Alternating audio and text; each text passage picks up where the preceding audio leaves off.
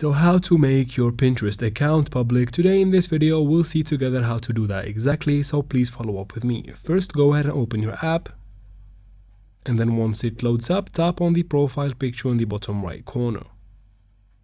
From here, tap on the three lines in the top right corner and then tap on settings.